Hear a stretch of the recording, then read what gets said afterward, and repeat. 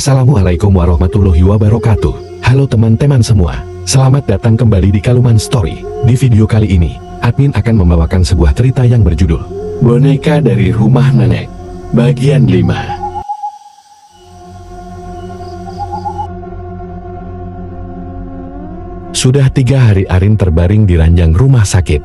Arin koma tidak sadarkan diri. Hanya suara alat medis yang terdengar di kamar ini. Mariska dan Arman suaminya selalu bergantian menjaga Arin. Malam ini, Mariska mengajak Arman suaminya untuk sholat hajat. Meminta doa pertolongan sang pemilik kuasa atas segala sesuatu yang ada di langit maupun di bumi. Setelah sholat selesai, Mariska kembali duduk di samping ranjang Arin dengan masih mengenakan mukena. Sementara Mas Arman ingin keluar untuk mengambil air minum. Mariska menggenggam tangan Arin, lalu menciumnya dengan air mata yang belum juga berhenti. Tanpa Mariska sadari, tangan Arin yang ia genggam bergerak perlahan, dan menyambut genggaman tangan Mariska dengan perlahan. Mariska menyadarinya, dan berteriak, "Mas, Arin mas, Mas, Arin, Arin mas." Arman suami Mariska, yang masih berada di depan pintu pun, langsung masuk kembali ke ruangan kamar Arin. Dan langsung menekan tombol darurat agar suster dan dokter segera datang. Arin menggenggam tangan Mariska dengan perlahan-lahan mengedipkan matanya. "Arin, Arin, Arin sayang, kamu sudah sadar nak?" ucap Mariska. Namun Arin belum menjawab pertanyaan Mariska. Ia hanya mengangguk dengan mata yang melihat ke arah sekeliling ruang kamar ini. "Ayah, Mama, Arin di mana?" ucapnya terbata. Belum sempat Mariska menjawab, pintu ruangan kamar Arin terbuka. 2 suster masuk ke dalam ruangan, menghampiri Arin, dan memeriksanya. 1 suster memeriksa Arin, memeriksa alat yang menyambung ke badan Arin, dan yang satunya lagi, kembali keluar ruangan untuk memanggil dokter. Dokter masuk ke dalam ruangan kamar Arin bersama suster yang keluar tadi. Dokter memeriksa Arin, dan menyuruh 2 suster itu untuk mencopot semua alat medis yang menyambung ke badan Arin kecuali infus. "Selamat malam Arin." Ini malam atau pagi ya?" ucap dokter itu menyapa Arin sambil tertawa kecil. "Saya ulang ya, selamat malam menjelang subuh Arin." "Ini masih dini hari ya kan?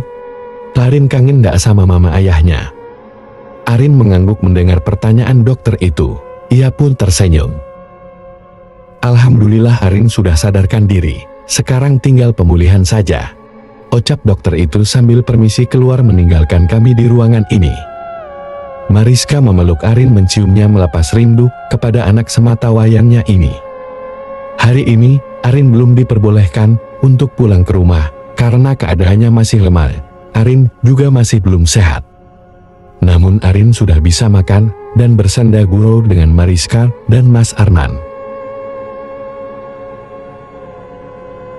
Genap 1 minggu Arin dirawat di rumah sakit, dan sekarang kondisinya sudah benar-benar pulih. Dokter pun sudah mengizinkan Arin untuk kembali ke rumah. Arin sangat bahagia mendengar semua ini. Ia sudah tidak sabar untuk kembali bersekolah, bertemu teman-temannya, bermain bersama, belajar, dan makan cilok kesukaannya di depan gerbang sekolah. Arin membuka pintu kamarnya, dan langsung masuk ke dalam kamar untuk merebahkan tubuhnya di kasur. "Hai Arin, kamu udah sehat kan? Maaf ya aku nggak nemenin kamu di rumah sakit. Soalnya aku takut kalau ke rumah sakit. Di sana banyak banget hantu-hantu jelek yang suka ketawa-ketawa, dan kadang nangis-nangis nggak jelas. Tapi aku jagain rumah kamu kok, tenang aja." "Iya kok nggak apa-apa Amel. Di rumah sakit Arin juga dijagain mama ayah sama Budi Anita." Budi Anita bilang, kalau Amel jahat sama temen Arin lagi, Arin harus lapor Budi Anita. Amel nggak boleh jahat sama mama ayah dan orang-orang, kalau mau terus bareng sama Arin. Budi Anita, kakaknya ayah kamu. Kamu ketemu dia Arin. Waktu Arin sakit di rumah sakit, Arin diajak Budi Anita jalan-jalan. Budi Anita cerita banyak tentang Amel sama Arin. "Apa hal? Cerita apa aja?" "Banyak banget." Arin sampai lupa. Terdengar suara langkah kakek dari luar kamar Arin. Maka Amel pun menghentikan pertanyaan-pertanyaan yang banyak di dalam pikirannya. Bagaimana Anita bisa menemui Arin? Arin sayang, makan yuk, biar minum obat. Ntar, kalau sudah minum obat baru istirahat. Iya ma, Arin ganti baju dulu, ucap Arin sambil membuka lemari pakaiannya. Dan mengambil baju yang diinginkan. Makan yang banyak sayang, biar sehat. Soalnya kan besok Arin sudah masuk sekolah. Oke ayah, Arin mau makan yang banyak. Soalnya waktu Arin sama Budi Anita, Arin makannya cuma sama roti. Maksud Arin waktu di rumah sakit, Arin mimpi ketemu Budi Anita. Terus makan roti bareng sama Budi Anita. Budi Anita, Arin mimpi bertemu Budi Anita. Ucap Mas Arman kaget. Iya ya, waktu di rumah sakit. Oh iya, obat Arin mana ma? Ucap Arin mengalihkan pembicaraan. Ini obatnya nak, ini minumnya. Ucap Mariska sambil membawa obat Arin dan segelas air hangat untuk Arin.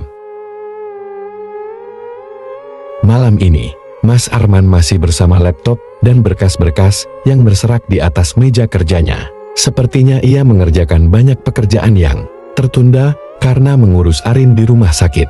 Sebelum masuk ke dalam kamarnya, Mariska berjalan ke kamar Arin, memastikan bahwa Arin benar-benar sudah tidur atau belum. Mariska membuka pintu kamar Arin dan mendekat ke ranjangnya, dan menyelimuti tubuh Arin dengan selimut. Lalu keluar kembali dan berjalan ke kamarnya. Sebelum benar-benar masuk ke dalam kamar, Mariska memastikan semua ruangan pintu dan jendelanya telah terkunci. Mariska berjalan ke arah dapur, untuk memastikan jendela di dapur telah terkunci atau belum. Namun betapa terkejutnya, ia melihat seorang anak sebaya. Arin sedang duduk di meja makan, dengan memegang sendok dan garpu seperti sedang makan. Mariska takut namun ia penasaran dengan apa yang ia lihat.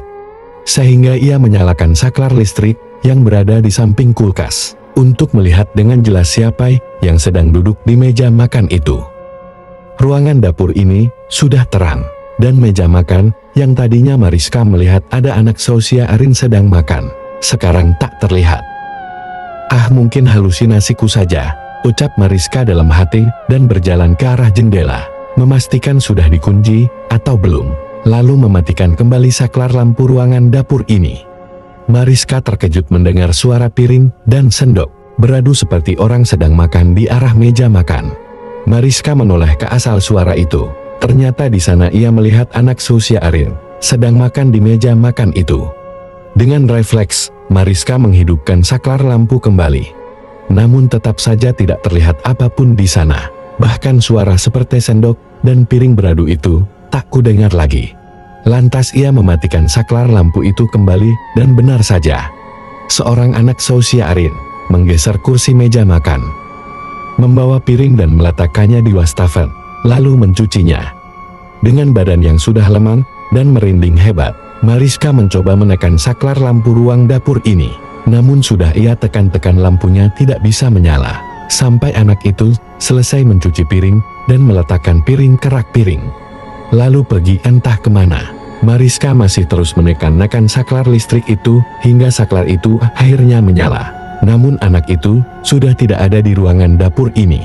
Dengan tubuh lemas dan hati yang berdebar kencang, Mariska berjalan ke arah rak piring, memastikan ada piring yang masih basah atau tidak. Betapa terkejutnya ia melihat satu piring yang masih dalam keadaan basah berada di rak piring itu, dan di wastafel pencucian piring ia melihat ada tetesan air. Kran sisa kran yang habis mengeluarkan air dan wastafel itu pun basah. Kaki Mariska semakin susah melangkah, seperti orang yang lemas. Dengan seluruh badan meremang hebat, Mariska teriak memanggil suaminya, namun suaranya tidak keluar. Semakin kuat ia memanggil, semakin tidak ada keluar suara dari mulutnya. Hingga lampu ruang dapur itu tiba-tiba mati dan anak tadi keluar dari arah kamar mandi dan berjalan ke arah pintu utama rumahnya. Mariska semakin berteriak, namun suaranya tak keluar juga. Hingga anak itu menghilang dan lampu dapur ini menyala kembali. Mas. Dari ruang kerjanya, suami Mariska berlari ke arah dapur, menghampirinya yang sudah lemas terduduk di lantai, dengan detak jantung yang tak beraturan dan nafas yang seperti orang habis berlari. Badannya terasa lemas hingga kaki Mariska tak kuasa untuk berdiri. Mas Arman menggendongnya ke dalam kamar dan meletakkannya di ranjang. Mengambil air minum yang biasa Mariska letakkan di samping ranjangnya. Menyuruh Mariska meminumnya perlahan-lahan. "Kamu kenapa, Mah? Kok bisa terduduk di lantai gitu, dalam keadaan lemas begini? Bukannya tadi kamu sudah masuk ke dalam kamar?" Mariska masih diam membisu. Ia memeluk erat Mas Arman suaminya, dengan degupan jantung yang semakin tidak teratur. "Istighfar, Ma. Istighfar. Mama kecapean kayaknya habis jaga Arin di rumah sakit. Dan sekarang Mama yang jadi gantian sakit. Ya udah, Mama sekarang istirahat, besok aja ceritanya," ucap Mas Arman membaringkanku di ranjang, menyelimutiku, dan mengecup keningku, lalu kembali ke meja kerjanya. Mariska masih tidak bisa terpejam. Adegan di dapur tadi masih terngiang-ngiang di ingatan kepalanya, membuat ia semakin takut. Mariska mencoba untuk beristighfar dan membaca surah-surah yang masih ia ingat di dalam memorinya, hingga hati terasa sedikit tenang dan mata pun mulai terpejam perlahan. Hari ini Arin sudah mulai kembali ke sekolah. Ia sudah tidak sabar bertemu dengan teman-temannya. "Sudah selesai sarapannya, sayang?" "Sudah, Yan. Ayo kita pergi." "Salim sama Mama dulu." "Iya ya." Arin menyium punggung tangan Mariska dan berjalan ke arah pintu utama. Disusul Arman dari belakang Arin, berjalan ke arah teras dan masuk ke dalam mobil. Arin pergi sekolah diantar oleh ayahnya. Setelah mobil Arman tak terlihat lagi dari pandangan matanya, Mariska menutup pintu pagar rumahnya dan masuk ke dalam rumah untuk mengerjakan pekerjaan ibu rumah tangga seperti mana biasanya. Hari ini Arin seneng banget bisa ke sekolah lagi, jumpa sama teman-teman sama bapak dan ibu guru. Yang paling Arin seneng, bisa jajan cilok dan jajan yang lainnya yang biasa mangkal di depan gerbang sekolah. Amel juga seneng, sekarang Arin udah sehat. "Arin jangan sakit lagi ya. Kalau Arin sakit, Amel nggak ada temennya." "Arin ngantuk, Mel. Arin bobok dulu ya. Besok kita cerita-cerita lagi," kata dokter. "Arin juga nggak boleh capek, harus banyak istirahat." "Ya." Arin payah padahal kan Amel mau ajak Arin main. "Arin, Amel boleh ya masuk ke dalam mimpi Arin, kita main di dalam mimpi Arin aja." Demikianlah cerita tentang boneka dari rumah nenek bagian 5. Jika kalian suka video ini, silahkan kalian subscribe, like, dan share video ini. Serta jangan lupa klik tombol loncengnya agar kalian tidak ketinggalan part selanjutnya. Akhir kata, admin ucapkan, wassalamualaikum warahmatullahi wabarakatuh.